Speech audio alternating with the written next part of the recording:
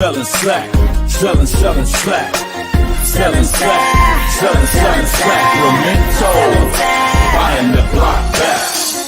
Selling slack, selling slack, selling slack, selling slack, selling slack, selling slack, Memento, buying the block back.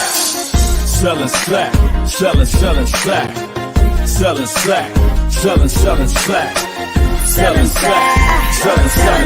Memento, buying the block back.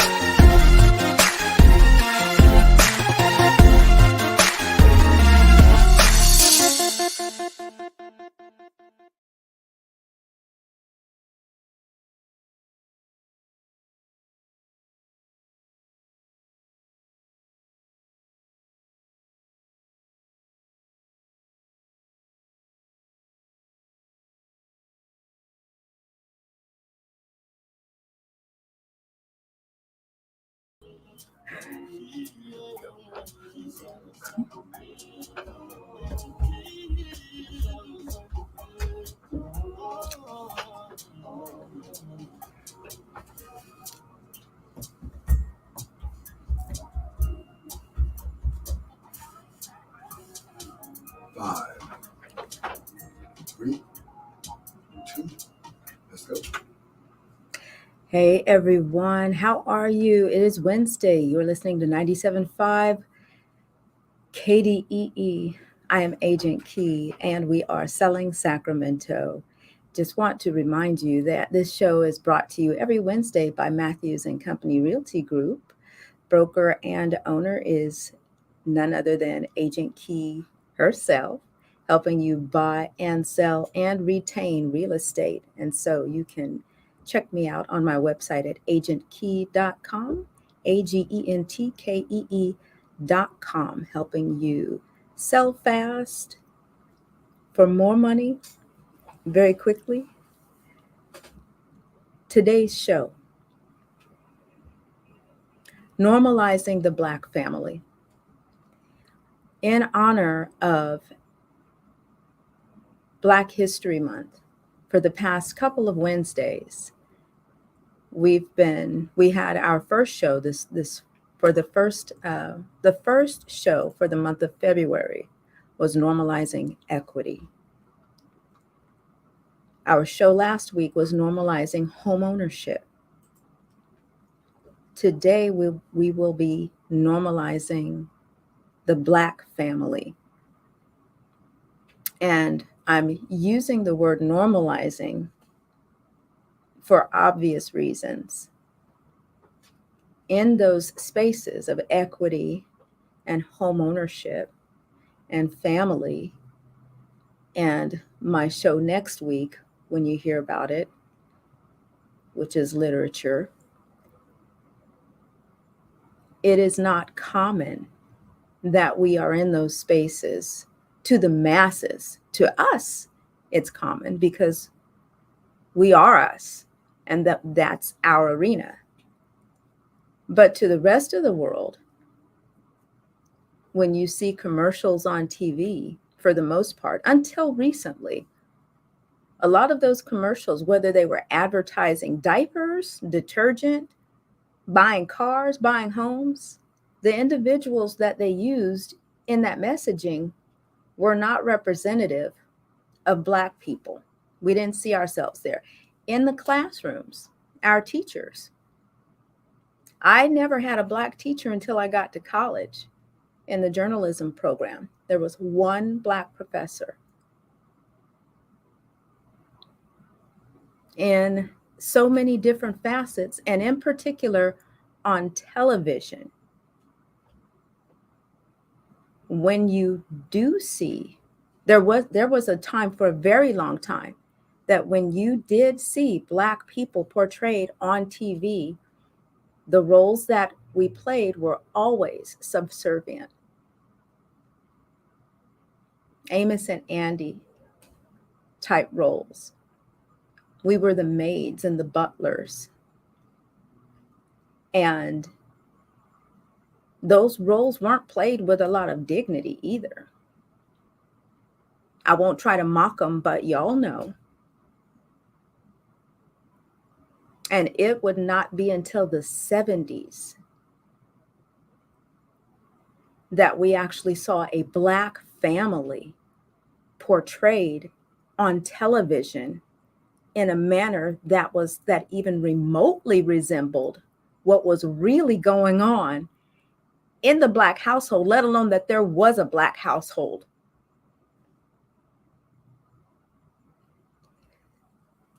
Before I get into that, I want to talk a little bit about Joe Rogan, and I'm going to tie this in to this show. He's in the news. Joe Rogan is a conservative talk show host with a platform on Spotify. He is in the news for using the N-word not once, not twice, not 3 times, not 4 times, on multiple occasions throughout his podcasts, different days, different seasons, for a number of years. He has since apologized, but then he's back in the news because now there is a show of his that has come out where he literally called Black people apes. One of his episodes about him going to the movies in a neighborhood and him asking whoever took him there, is this safe? Is this okay? Yeah, we're good. They were going to see the movie Planet of the Apes. They get in there and he literally said on his show, I get in there and I am at the Planet of the Apes, the apes, you know. He said, not a white person in the theater. And he goes on to make the connection between Black people and apes on his show. So his response to that, I am not racist. And he says on the show, oh, that was a very racist thing for me to say. I shouldn't have said that. So when he said that at the time he made the comment about the apes. So fast forward to today, he's apologizing. He's saying, I would never say something like that. That's racist. But you said on the show at the time you said it, that it was racist. You acknowledged it.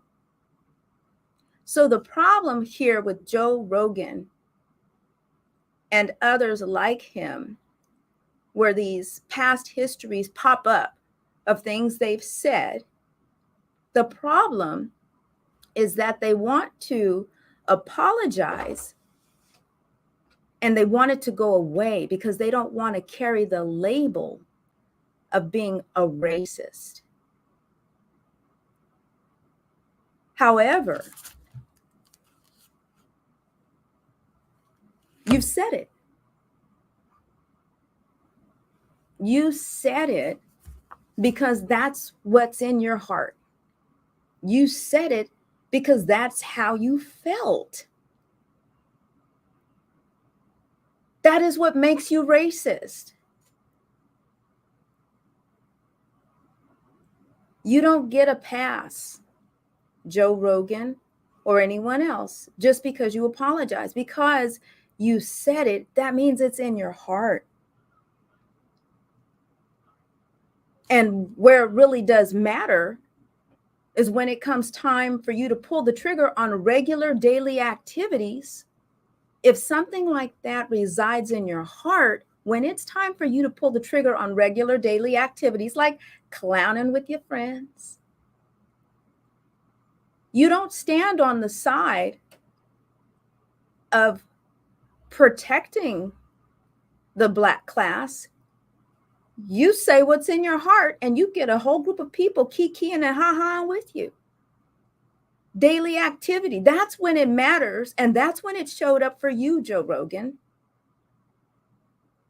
So let's say you get ready to sell your house and it's time for you to pick a listing agent. And then it's time for you to pick a buyer's offer. That same propensity, that same bias that's in you, guess what, Joe Rogan and others like you, it's going to rise up. That's when it matters. That's why you don't get a pass. You don't just get to say, I'm sorry, so that it can go away, so that the cameras can get off of you, so that the news can stop writing about you, so that you stay out of the headlines. That's not where it matters. Where it matters is when you are in your circle of friends and you get an opportunity to tell your friends they shouldn't say things like that and why it's not appropriate for you to stand up and be courageous. That's when it matters. It matters when you're on your platform where you've got hundreds of thousands of followers and listeners, and instead of you saying the things that you said, you say something different. You stop those things from being said. That's when it matters. That's when you have real impact, Joe Rogan and others like you. It matters when it's time for you to sell your home and you go to find a listing agent and you look for the most qualified, not the ones you're most comfortable with, because then you end up picking the white agent when the Black agent was just as qualified, and the white agent may not have even been qualified, but they were just the closest to you in proximity to your circle and your comfort level. That's when it matters. So you don't get a pass. Why, for hundreds of years now, are people so comfortable with ridiculing and demeaning and sidelining Black people? Why? One word: conditioning. Conditioning. The mind is very powerful. And the media knows it. If you look back in history, and there were times throughout history where there were Black owners of Black newspaper publications, they were more than likely run out of town. The power of the word, the power of vision of what you see. Hollywood, movie makers, newspaper owners, before access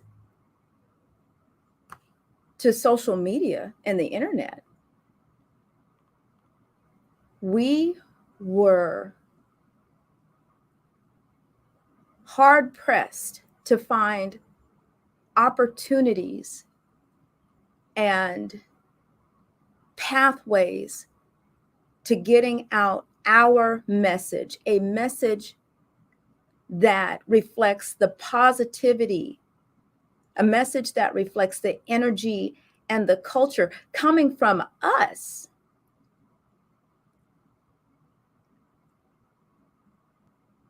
It more often got culturally appropriated, and then some other person ends up using what we created and sell it back to the masses.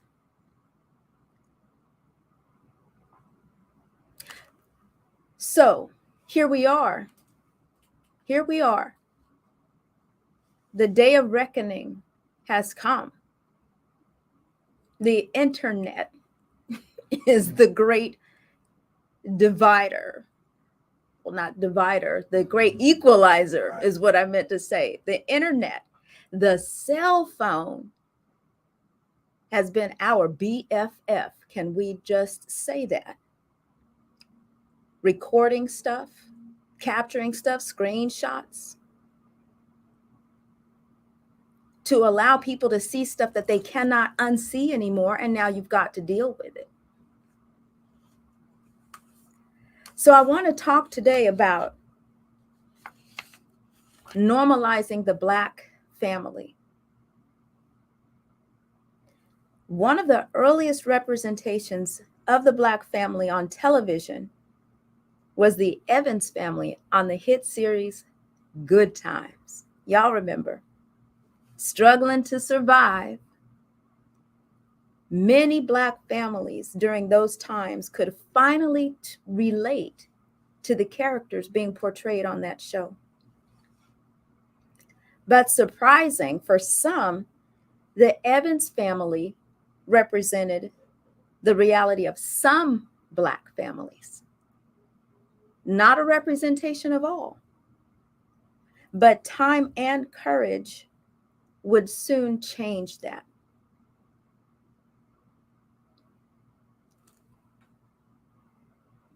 The first show on television, in an article through Moody College of Communication, a writer shared in a story he entitled Black Television Through the Years, Origins of Blacks and Black Representation in Television.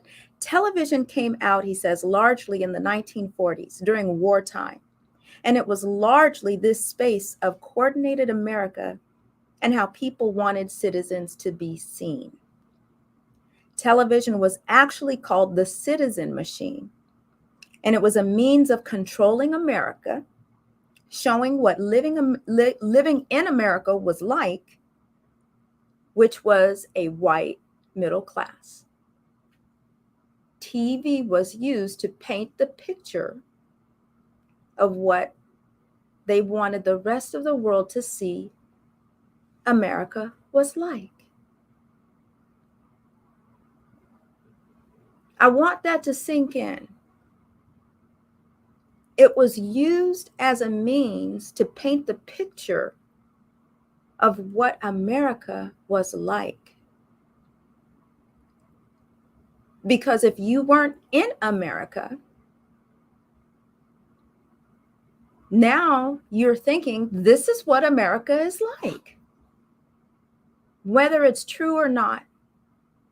What was the picture that was being painted about Black people? I'm going somewhere with this.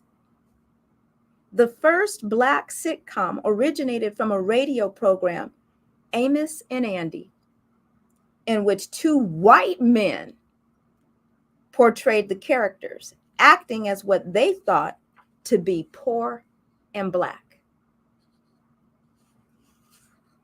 When it was adapted to television, it was the first show to have an all-Black cast to talk about the Black community, but it was still obviously othered. It wasn't until the 70s where you see television come to fruition talking about real social issues. Now, that timeline of the 70s is not a coincidence.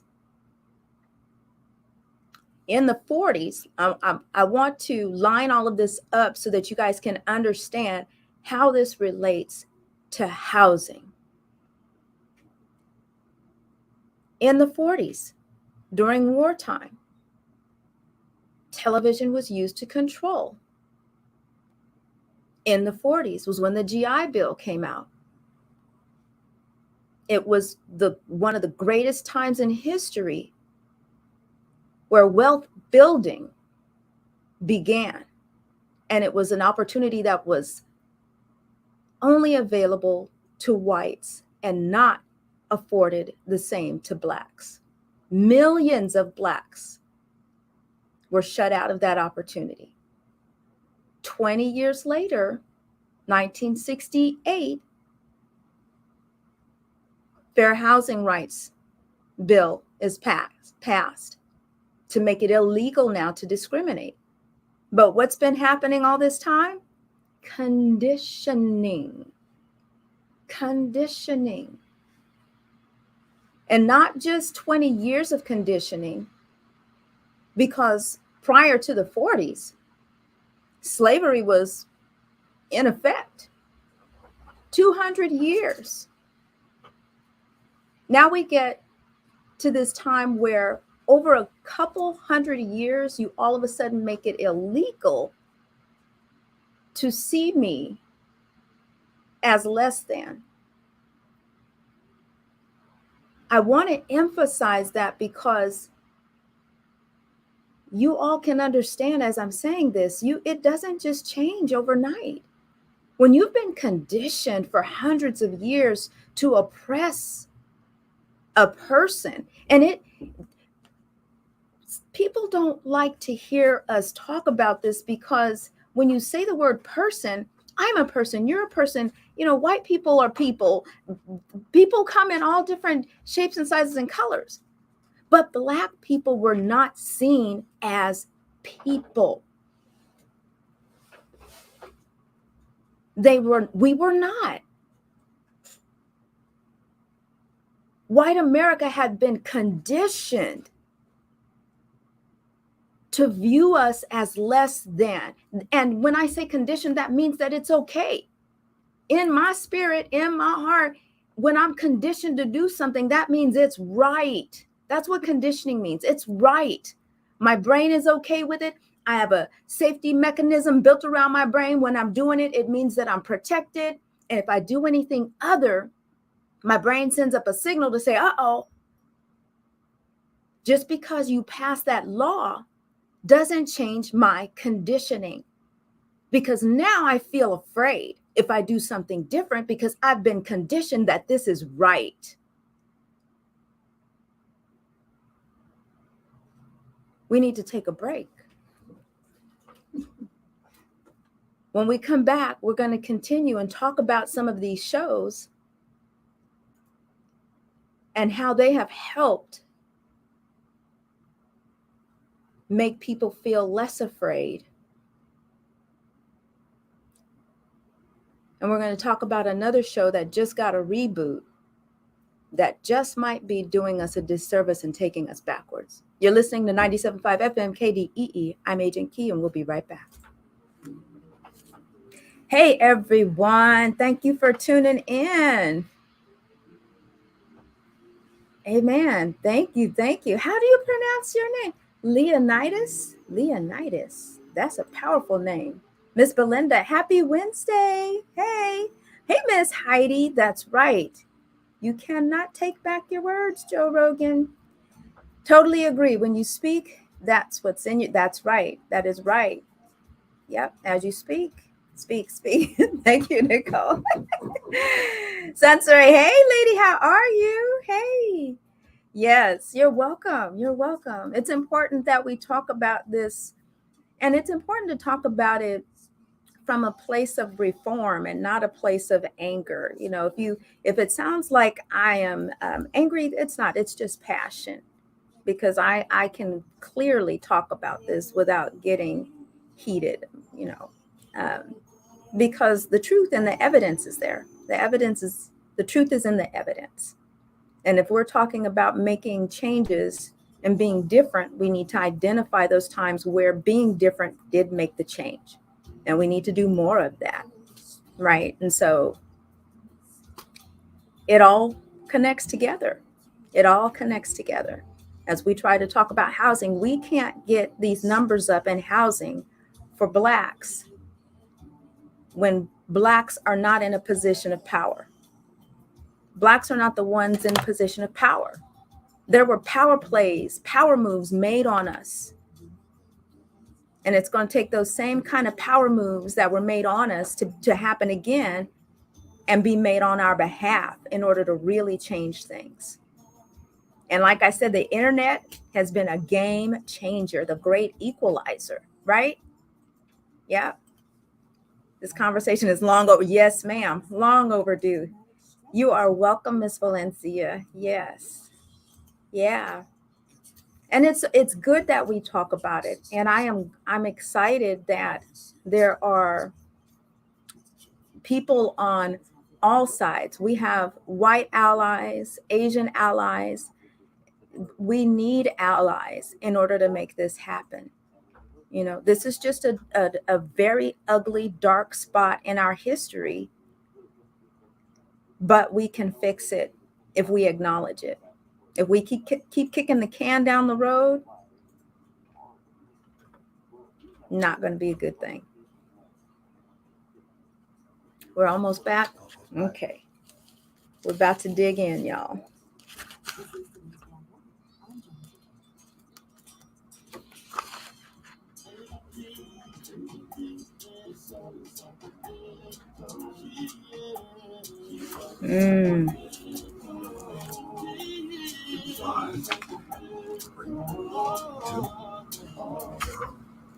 Hey everyone, we're back. You're listening to 97.5 FM KDEE. I am Agent Key. We are selling Sacramento. And on today's show, we are talking about normalizing the Black family. Specifically, television shows. And why television shows? At the beginning of the show, we talked about how conditioning plays a role in how people view each other. Conditioning plays a role not only in how white people view Black people, but vice versa. And for all nationalities, it's really important that there's a fair representation of all ethnicities on television. A fair and true and accurate representation, knowing the history of television, knowing that the original intent of television, nationwide television, is to control. It's a way of messaging. And people say, they don't want you to use it. Oh, it's not controlling. It is controlling. You can get a lot of people to do a lot of stuff in a very short period of time through the power of television. The advertising industry is a mega billion-dollar industry because there's a certain amount, there is control that happens. And if you put together the right messaging, you can make people believe a lot of things that aren't true. So as we get back to talking about television shows, Good Times.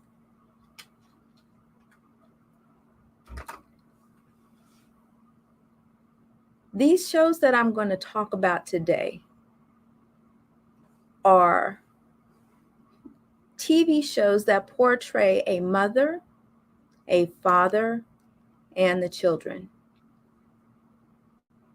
Why am I going to talk about these shows? Because there is scientific evidence, there is empirical evidence, there's evidence up the yang that households that have a mother and a father with children fare better. Now, we're not talking about everything being peaches and cream. We're not talking about that. But we are saying, and not only that, but where the husband and wife are married. I'm talking about the traditional, biblical, the way God intended family. Fast forward to today, a family could be a woman married to a bridge in the Bay Area. Google that, because that actually happened. A lady wanted to propose to the Bay Area Bridge or some type of strange thing. But that's not the way that it was intended. That's not the way. I'll even take the word God out. That's not the way we naturally work. If you put two women on a planet, ain't nothing coming from that. I'm keeping it real. If you have a planet all by itself with grass and water and sky and food and natural food, of course, and then you stick two women on there, those two women will eventually die and nothing else will survive. No other human life. It takes a man and a woman. Even families today where there are two women who are married and have a child, that child came from a man and a woman. Where am I going with this? It has always been the intention of our captors to kill us off, especially after we became free. I want that to sink in. It has always been the intent of our captors to kill us off.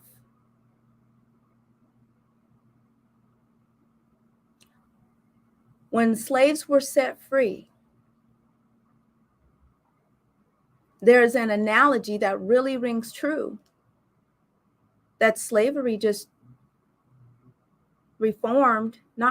slavery just, what's the word where it just kind of changes, morphed into the prison system. Slavery morphed into the prison system where they could still capture us. We'd still be subjected to them.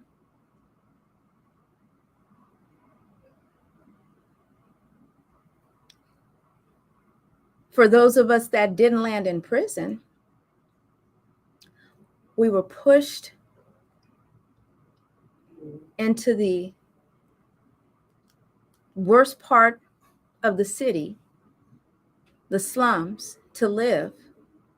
legally,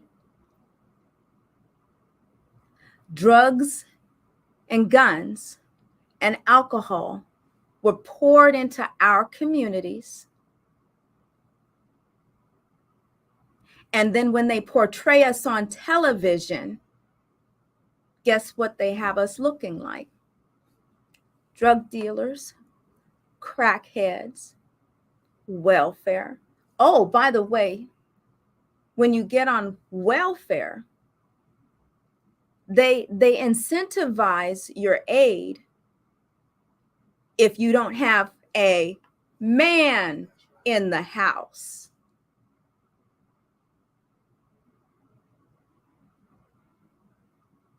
Break apart the family, take the Black man out the house.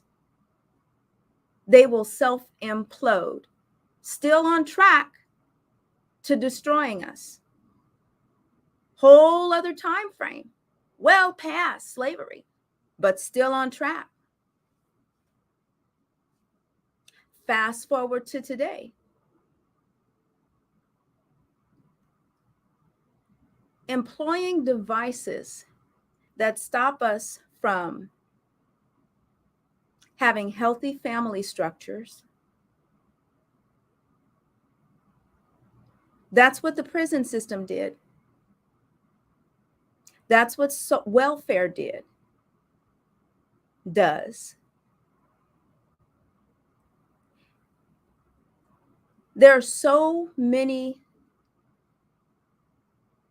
things that are being secretly slipped upon us that we don't realize. The intent is to destroy the Black family unit.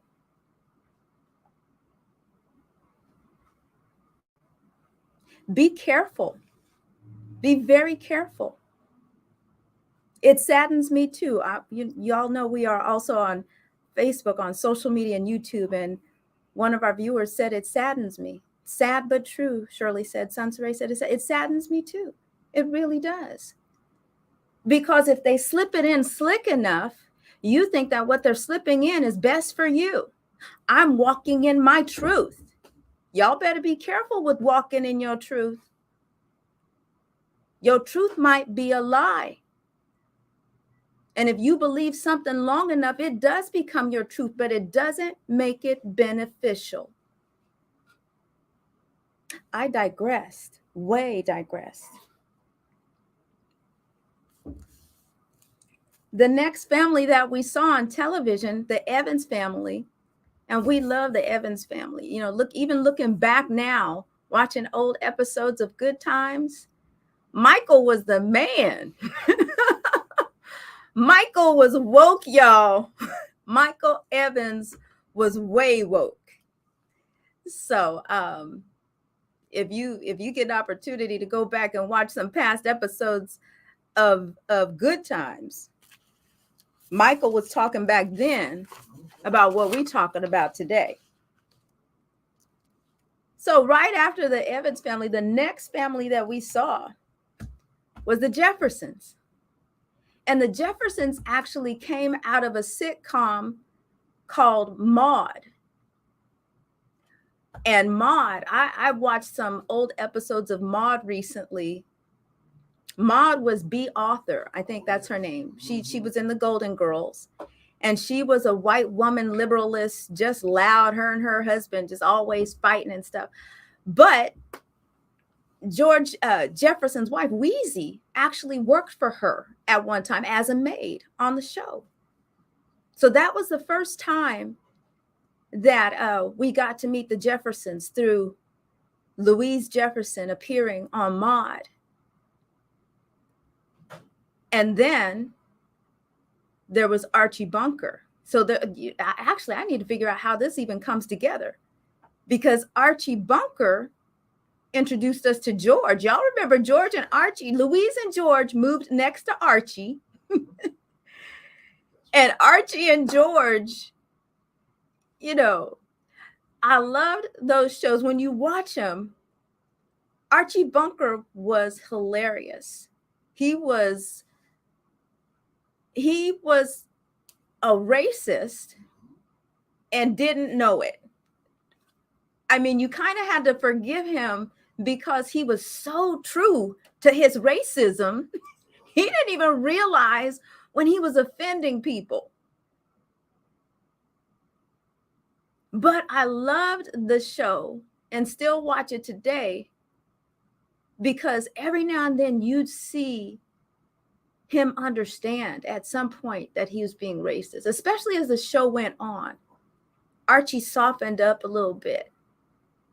I think at the end of the show, when they had the show called Bunker's Place or Archie's Place, he ended up getting a maid that was a black lady, and she was reading him his rights. She was Florida. I mean, not Florida. She was Florence, the maid for him before Florence hit the Jeffersons. So now we're the Jeffersons. They moving on up. So we go from one extreme with the Evans family living in the ghetto to another extreme with the Jeffersons moving on up.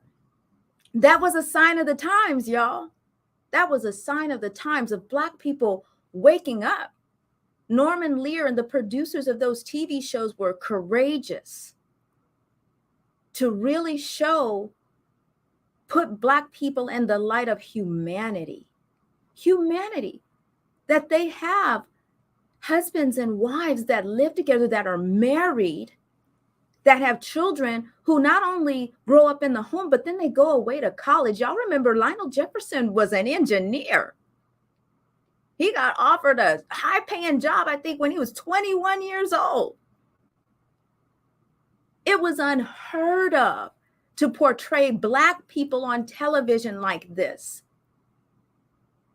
But they did it.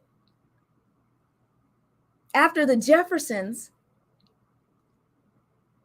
then we had, I don't want to miss anybody, y'all, because I got my five. I got my 5 shows that I'm going to talk about. We're going to reminisce. After the Jeffersons, we had the Cosby Show. No. Yes, the Cosby Show. Yes, the Cosby Show. Now, we are not about to sit here and hang Bill Cosby. We're not going to do that. What we are going to do is celebrate his talent, because he brought that middle ground representing the Black family to television. I was just watching the Cosby Show yesterday. Y'all remember Theo's shirt? That he went and bought a shirt. He went and bought a very expensive shirt to go on a date. He came home and his parents were like, "Oh boy, you tripping." He paid like almost $100. A Gordon Gartrell. Do y'all remember the Gordon Gartrell? Oh my God. So then his parents told him he had to take the shirt back. And they gave him, I think, $30 to go buy another one. Lisa Bonet, his sister, said that she knew how to make the shirt. She could make him a Gordon Gartrell. I know y'all remember that. Theo came down looking like he had got into a fight with Big Bird. It was hilarious. But I just watching those old episodes, the nostalgia, the family unit. They fought, the kids fought. When Claire and Bill fought, it was a different kind of fight. Y'all know, but it showed the power of the Black woman. You got this Black doctor. This was real stuff. This was make-believe on television, but there were and still are Black physicians. There are Black families where the dad is a doctor and the mama is a lawyer. And the kids fuss and fight, but then they end up going away to college. Their oldest daughter went to Princeton. We rarely saw her, except when her and Elvin came back and opened their wilderness store. And then their other daughter went away to an HBCU, which started another awesome show, A Different World. And this was the real life. This is Black life. These are the places where Black culture come from the ghetto. We are a variety of all of that.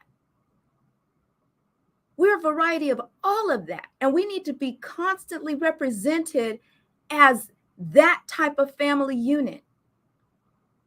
Y'all remember on the Cosby Show, eventually, Lisa Bonet marries a guy. He was in the Navy or whatever. And they end up being a blended family on TV because he has a daughter from a previous marriage. Enter Raven Simone. This is Black family, but it was still a family unit. The grandparents were always on the show because we pay homage to our elders. We include our elders in our family structure. We see our grandparents. Grandparents don't live across the country and you barely see them. That's some white European stuff. That is not Black culture. And when I say white European stuff, I'm saying that in the general blanketed sense. We are not okay with that as a family. We take care of our elders till the day they die. You don't go in a home. Grandmama stay at home and pass away at home, or she come live with us. Granddaddy too. That's how we roll. That's the culture that we know. That's the culture that needs to be portrayed in television in order for the numbers to change. There's that crowd out there that's going to do what they want to do, but I'm telling you, your truth might be a lie. There is a way that seemeth right unto a man, but the end thereof is destruction. I'm not a preacher, but I know the word. So after the Cosby Show, then we get the Fresh Prince of Bel Air. Here's a little story about how life got flipped, turned upside down. I like to take a minute, just sit right there, tell you how I became the prince of a town called Bel Air. Will Smith comes to live with his very well-to-do family. Again, a part of the fabric and thread of the Black culture. Even though the original story was loosely based on Benny Medina's life, it was a nice reflection of what happens with Black families. When Tyrone ain't doing well, Mama want to make sure that he's going to be better because daddy's in jail or something didn't happen, or he's just being wild. You're going to go live with your auntie. You're moving with your uncle and auntie in Bel Air. That is common.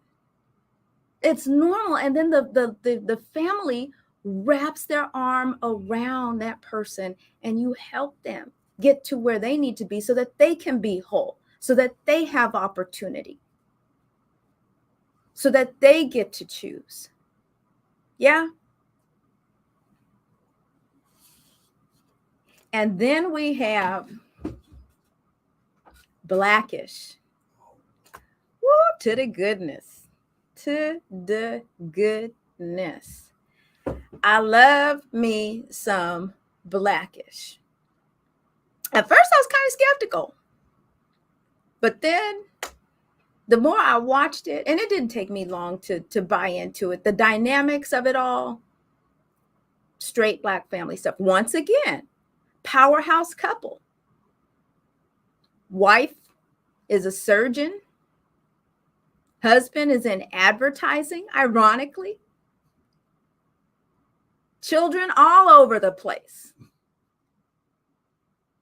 That is a typical Black family that's trying to make it to the next level and got family issues. And if you take the word Black off of it,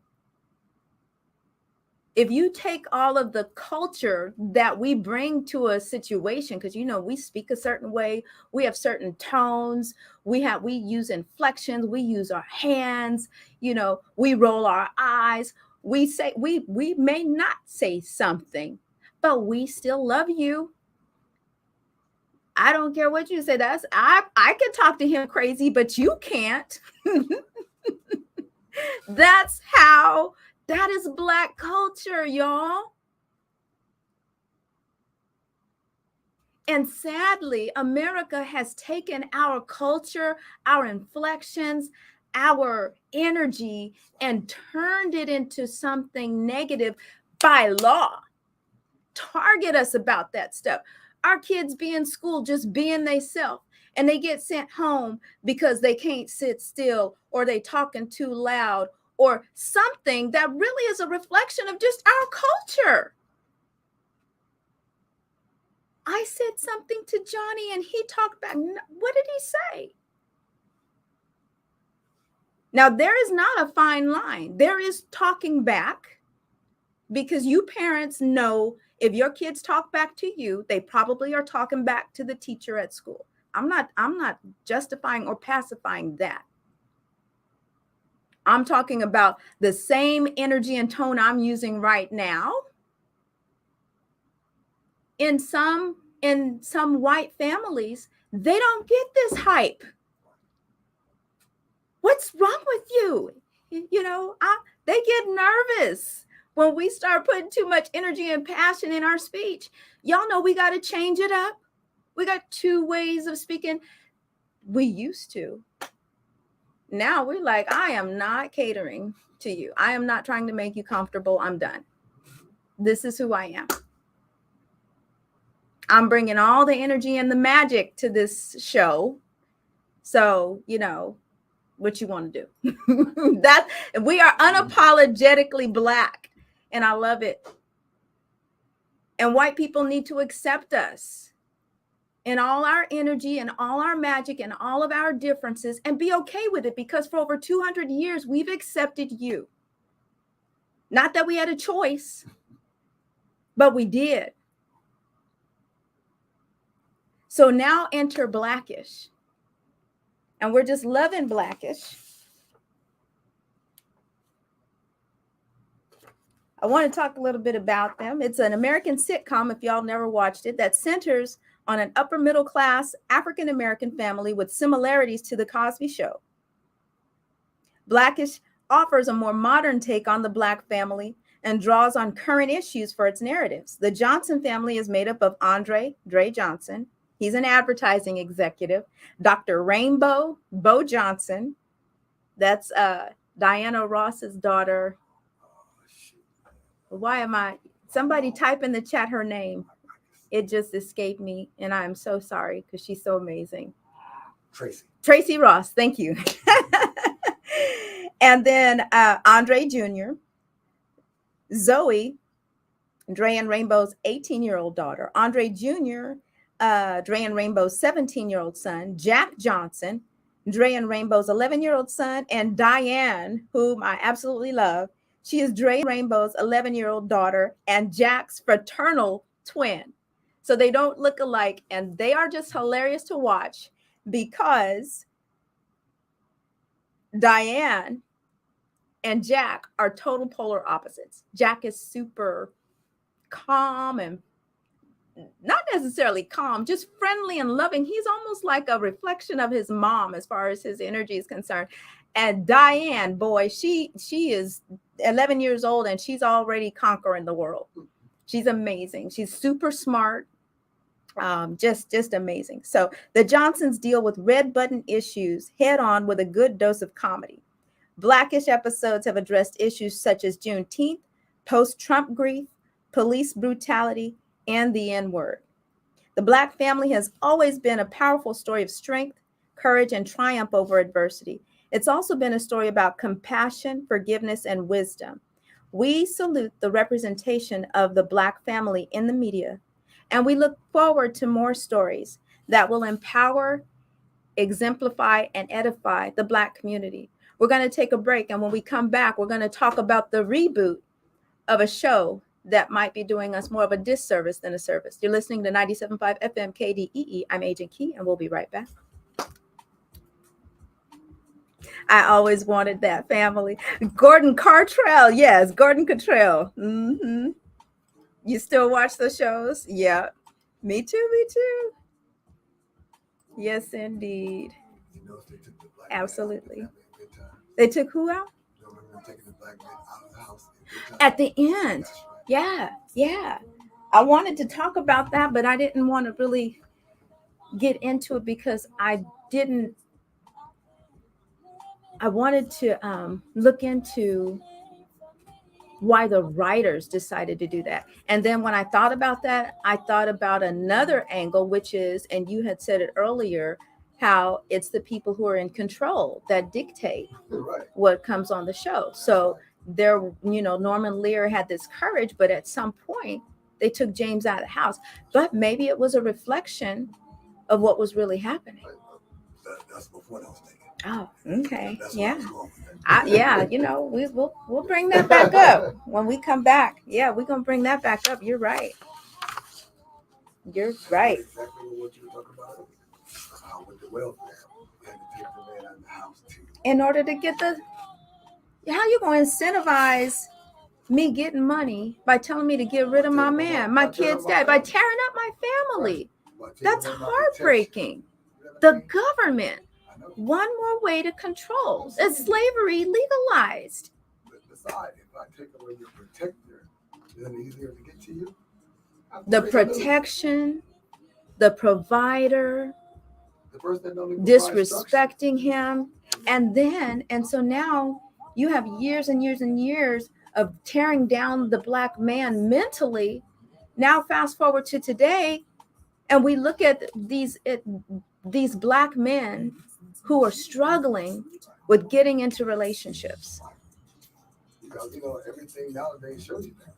And I don't want this to be taken out of context, but even when jobs now, because if I make the job, okay, I got to do it black. If I do it the black man, the woman, now I'm taking away the guy. You know what I mean? Because the woman says, I don't need you. You know what I mean? I got this. You know what I mean? And that's why I've never been a woman's lib. Black women always been liberated. Always. Women's lib was for white women. And they always control the house. The man didn't want to do all that. He just don't want to be told what to do. Yeah, we black women need to be careful jumping on that women's lib thing, because that what is the word when you chop a man down according to his demasculate. Yeah. Demasculate. Y'all know, yes. Absolutely. I talked about on this one show one time. Are you starting a conversation? I'm coming back from the break. Are you ready? Yes. You are listening to 97.5 FM KDEE. I am Agent Key, and we've been talking about normalizing families.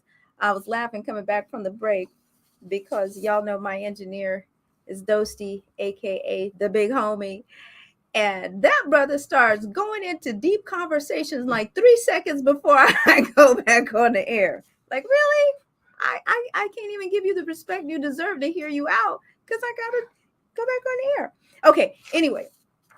So there is a TV show that has received a reboot. Bel Air, which is a reboot of the classic The Fresh Prince of Bel Air. And I want to read something to you that comes from vulture.com. I haven't seen it yet. I don't even know if is it out? I don't know. So, but it's not a reboot comedy. It's a drama. And the characters are all there. They don't pretend to try to look like the old characters. They've got, the fresh 2022 spin look, all of that. So I want to read a little bit from this article about this reboot. The title of this article is Bel Air is a frustrating reminder that representation isn't enough.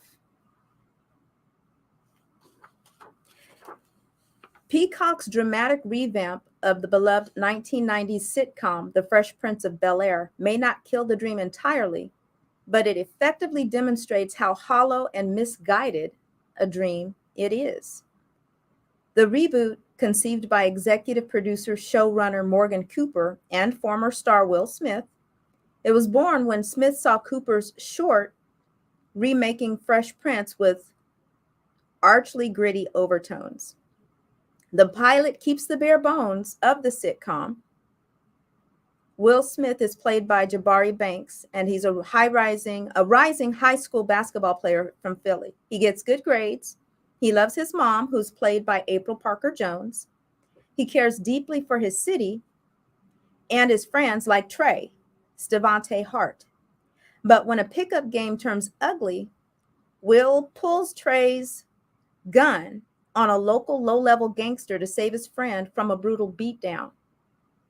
Will's mother, rightfully worried about after his arrest, sends him to Los Angeles to stay with the family, including Uncle Phil, Adrian, who is played by Adrian Holmes, who uses his political influence to pull some strings. Cooper's decision to dramatize the sitcom could have effloresced into a genuinely moving story, teasing out dynamics of class, power, and coming of age in a society that's never had the racial reckoning it believes it did. But we live in an exceedingly dark timeline in the show, where Bel Air is a byproduct of an industry unwilling to give these stories the radical political and social context they deserve. The show attempts to bottle swagger, taking the imagery and argot of Black neighborhoods to communicate a confused message that Black excellence is equated with wealth. We are seeing that way too often, that if you're excellent, it's equated with wealth. When it seeks to tease out the tensions between Will and his family's class perspective on life, the drama unravels. Its failures made all the more apparent by starkly ugly cinematography. To untangle the issues inherent in Bel Air is to take a tour through the pitfalls of Hollywood itself when it comes to Black visual representation. If you want to read more of that article, go online and Google Bel Air is a frustrating reminder that representation isn't enough. From the article, you perceive that the producers of this show got it wrong. If you're looking for a wholesome reboot that's going to give you that same feeling that the Fresh Prince of Bel Air did, it's going to take you in another direction. It's going to take you in the direction of trying to